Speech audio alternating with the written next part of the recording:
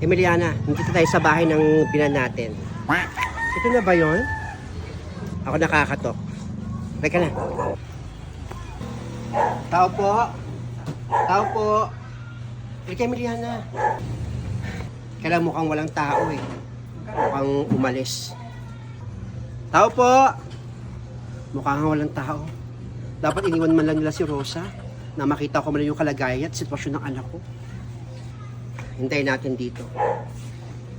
Saan kaya nagpunta yung mga yun? A few moments later. Saan kaya pumunta yung mga binan natin dito? Kasama kaya nila si Rosa? Hello po. Sino po kayo pong ginagawa niyo rito?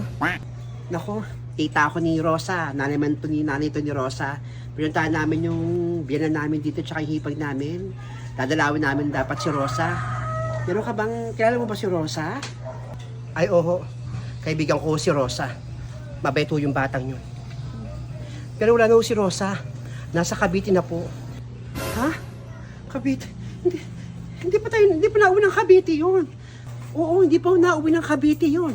Kaya nga kami pumunta rito para dadalawin namin yung pamangkin ko at yung anak nga niya, na si Rosa. Kasi pumunta po ako dito kanina para isama si Rosa sa trabaho ko.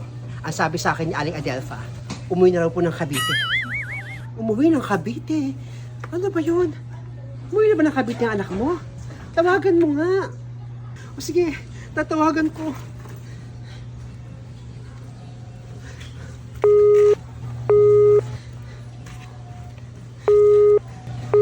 Hindi naman nagre-ring na. Hindi nagre-ring niya sa... Napansin niyo po bang umalis yung biyanan ko pati yung tita niya kasama siya? Oo. Napansin ko yung mag-ina, si Aling Adelfa pati si Francia umalis so. Pero hindi ho nila kasama si Rosa. Ganun ba? Naku. Nakakabahan ako din Pero iba ho yung kutob ko. Parang feeling ko nandiyan pa si Rosa sa loob ng tindahan, sa loob ng bahay nila. Ano? Samahan niyo po ako. Silipin ho natin doon sa may likod, sa may bintana. Sige, silipin natin doon sa likod. Sige. Alika na ho kayo.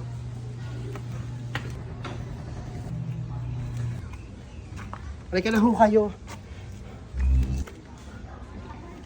Alika na. Emiliana.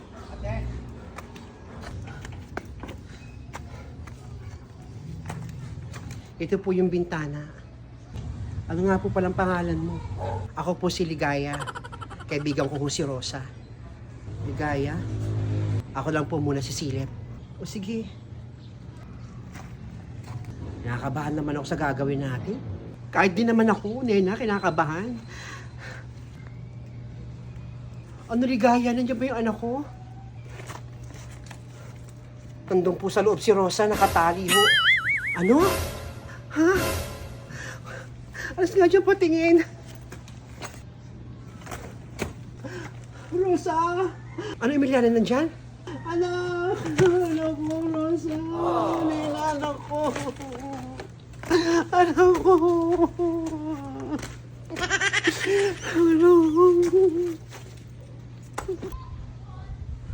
Oo nga, nandito si Rosa. Mga walang iya, tinali si Rosa. Ano kayang dahilan?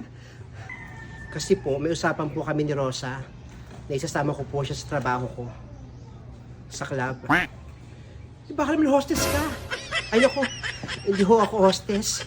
Isa po ako event organizer. Gagawin ko lang pong assistant si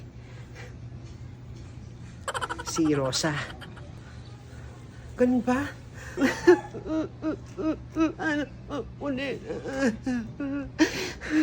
Naku, anong gagawin natin?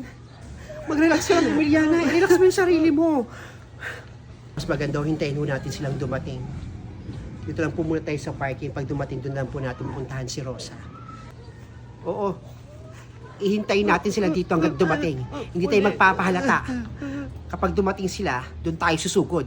Hintayin natin sila dito sa parking. Mga walang ya, tinalo yung anak mo, Emiliana. Kumalma ka. Kumalma ka. Salamat, Ligaya.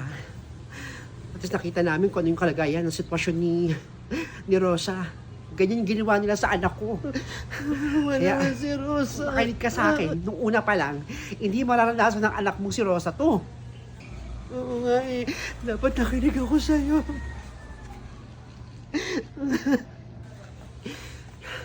Kumalma ka. Hintayin natin sila rito. Manda sila sa atin. Tutulungan kita. Oo. Ihintayin natin sila dito. Manda sila sa akin.